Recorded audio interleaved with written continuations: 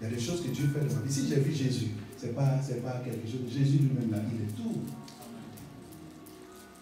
Vous comprenez? Si votre foi ne se transforme pas en sémence, il y a des montagnes qui seront toujours devant vous et vous allez vieillir avec.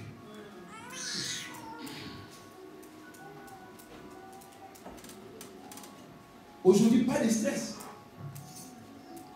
Là où nous allons construire, nous allons payer déjà. Là où tu vois, à côté, le terrain était déjà payé. Et le propriétaire dit qu'il ne donne pas là où on a construit. Vous savez pourquoi? Pourquoi moi j'ai eu ce qui est à côté? C'est comme vous êtes ici, l'espace qui est là. Pourquoi moi j'ai eu ça, donc il ne donne pas là? Jalousie, c'est pas ça? Il va te donner ça obligatoirement. Parce que je sais ce que je vais faire.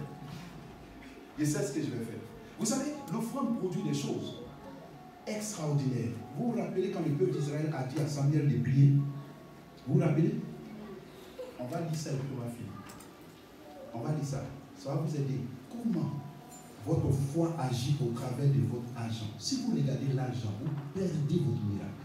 Amen. Si tu vois que quelqu'un ne fait pas offrande à l'église, il n'a pas la foi. Ce n'est pas qu'il n'a pas l'argent, il n'a pas la foi. Si ta foi ne peut pas se manifester en offrande, tu n'as pas la foi.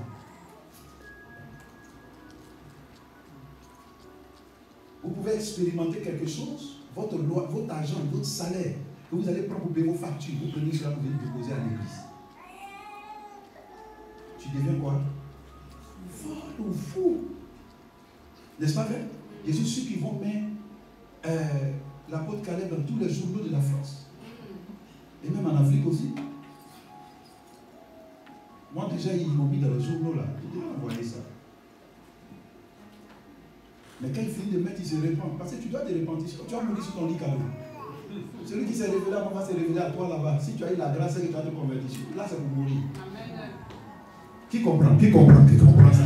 Allons dans 1 Samuel 7. On lit ça. Vous allez voir ce que l'offrande est capable de faire. Beaucoup de choses ont été enseignées sur l'offrande. Et cela est très important de fonctionner avec. Amen. J'entends dire, ah là, les pasteurs s'enrichissent à cause d'offrande. Le pasteur lui-même donne. Et souvent, on donne que beaucoup de fidèles. Amen. Amen. Amen. J'ai rêvé à ça. J'ai rêvé grand. Et j'ai dit, vous là, je vais vous embaucher. J'ai dit ça sur la chaîne, vous, je vais vous embaucher. Il dit, vous, je vais vous embaucher. Mon pasteur qui se trouve là où j'ai construit des maisons, des appartements, le pasteur, il veut une maison. Il dit, pasteur, tu ne veux pas maison. C'est à cause de moi. Il a dit, à cause de moi. Ce que je vous dis, tout le monde est au courant de ça. Il y a des choses que... Jésus, il dit, tu as été prudent pourquoi? Le serpent, tu as été pourquoi la colombe.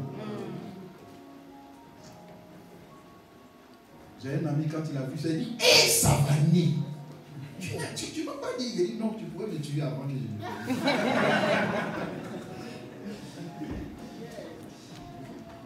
Amen. Je dis des terrains. Les terrains sont bien placés. À Bassan, quand on va à Bassan, où il y a eu la cantale, à Bassan, il y a un terrain là, les terrains sont chers. Donc, vous les suivez, et j'ai dit aux fidèles, ça fait que les fidèles donnent. Un fidèle ne peut pas travailler sans donner son petit salaire. Ça n'existe pas. Il donne. Il donne. Quand on fait l'appel, écoute, je vous dis la vérité. Je suis en train de vous dire, Marina est allée à l'église. Et des jeunes aujourd'hui à l'époque. Et c'est partout. Et je leur ai dit, il y a deux jeunes, je vous envoie dans tous les ambassades. Vous me dévancez là-bas. Allez-y travailler là-bas. Je prophétise sur eux comme ça. Ça marche. Amen. Parce que la foi se transforme. J'ai dit à l'église, si vous ne donnez pas de foi, vous n'avez pas la foi. Vous n'avez pas la foi. L'offrande, c'est l'expression de ta foi. L'offrande, c'est toi-même. Le genre d'offrande que tu donnes, c'est ce que tu seras. Le genre d'offrande que tu donnes. Il n'y a pas de... Les semences que tu mets dans la tête, est-ce que ça va te donner? Si tu sèmes cacao, ça va te donner quoi? Cacao. Comment on est prévu en cacao là? Si tu sèmes café, qu'est-ce que tu vas récolter? Café. Tu sèmes tomate, en combien de mois seulement tu vas recevoir et puis après c'est fini, vite, vite là. Tu comprends? Donc, écoutez, je sais, vous devez aller au-delà de ça. commencez à considérer cela comme votre foi. Quand vous avez, c'est votre foi qui se trouve dans le panier et l'homme de Dieu prend. Il dit Seigneur, c'est votre foi qui présente. Amen. Votre foi. Si c'est l'argent que vous regardez, alors l'argent domine sur vous. C'est l'expression de votre foi. Amen. Maintenant, je vais faire la lecture de 1 Samuel 7 à partir du verset 7. Les Philistins apprirent que les enfants d'Israël s'étaient assemblés à Mispa et les princes des Philistins montèrent contre Israël. À cette nouvelle, les enfants d'Israël eurent peur des Philistins. Regardez, comment le vainqueur a peur de celui qui n'est pas capable. Ils ont eu peur. Vainqueur. Israël signifie celui qui a déjà le dessus. Celui qui est en haut. Israël signifie celui qui a la première position.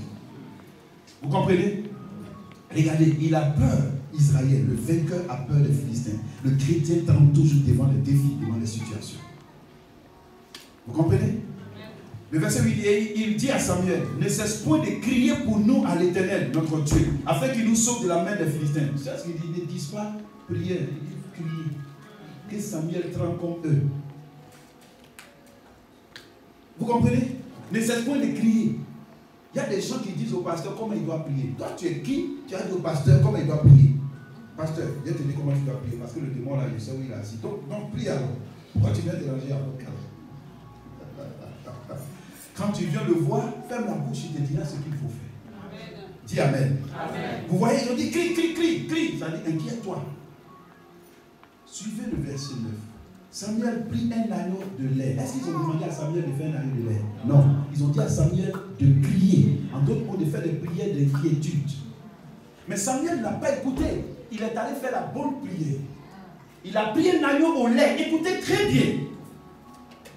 C'est pour ça que je dis aux chrétiens, quand vous m'envoyez des sujets de prière, dites-moi ce que vous voulez. Ne me dites pas comment je dois prier. L'élève et le maître qui dit à l'autre ce qu'il doit faire. Vous êtes sages ici. Amen. Amen. Samuel prit un agneau de lait, l'offrit tout entier en holocauste à l'Éternel. Il cria ensuite à l'Éternel pour Israël et l'Éternel l'exauça. Israël est venu seulement avec la prière. Et Samuel dit non, c'est pas comme ça on le fait. Vous devez venir avec la foi. Et la foi se trouve où? L'agneau. La foi avec les œuvres. Qui comprend ça? Amen. Maintenant, la Bible va nous dire comment l'exaucement s'est produit. C'est ce qui est intéressant dans ce texte. L'Éternel l'exauça. Maintenant, lisez la suite. Pendant que Samuel offrait l'holocauste, vous voyez, maintenant la Bible nous explique ce qui va se passer pendant l'offrande. Quand vous donnez votre foi, quand vous manifestez la foi sans laquelle il est impossible d'être agréable à Dieu. Sans la foi, nous ne pouvons rien faire. Les anciens ont obtenu un témoignage favorable à cause de la foi. Écoutez très bien. La Bible maintenant va nous conter l'histoire de la foi manifestée de l'homme de Dieu. Pendant que Samuel offrait l'holocauste, les Philistins s'approchaient pour attaquer Israël. L'Éternel fit retentir en ce jour-là son tonnerre sur les Philistins et les mit en déroute. Il fut battu devant Israël. Amen. Écoutez, il n'y a pas une armée qui s'est levée pour aller combattre.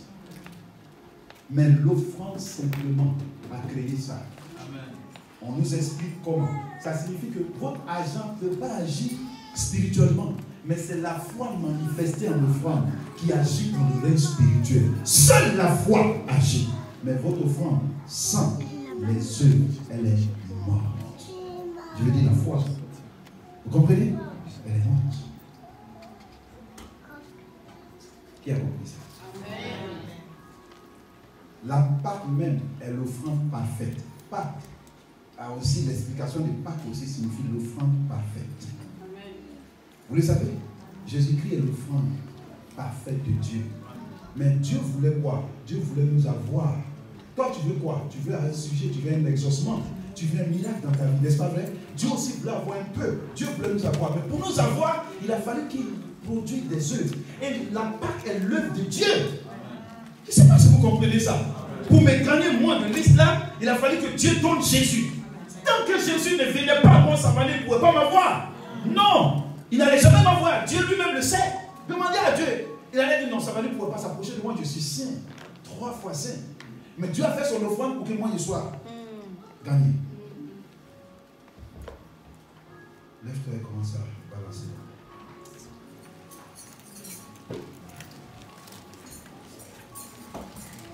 Dis merci à Dieu. Dis merci à Dieu. Dis merci à Dieu. Dis merci à Dieu. Dis Seigneur, donne-moi la foi avec le silence. Prie, prie, prie. Dieu lui merci, Dieu lui merci, Dieu lui merci, Dieu lui merci. Si vous pouvez balancer les mains, balancer les mains, balancer les mains vers le Seigneur de gloire. Alléluia, alléluia, alléluia, alléluia, alléluia, alléluia. Dis Seigneur, je fonctionne dans ton règne avec la foi. Dis ça plus fort. Et je crois qu'à partir d'aujourd'hui, rien ne pourra m'arrêter. Parce que je sais comment convertir ma foi. Seigneur, merci pour ta faveur, pour ta grâce. Je fonctionne dans le règne. Dans ton règne. Jésus, je t'appartiens et tu m'appartiens. Je crois à une chose, que toutes choses sont à moi. Au nom de Jésus-Christ, je me lève avec ma foi et je possède ce que tu as préparé pour moi. Au nom de Jésus-Christ. Amen.